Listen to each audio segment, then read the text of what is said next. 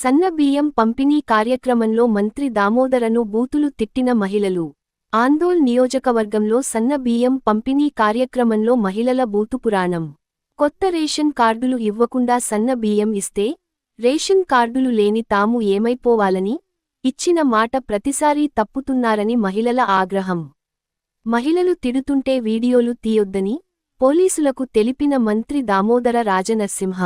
వీడియోలు తీయకుండా అష్టకష్టాలు పడ్డ పోలీసులు నాయకులు.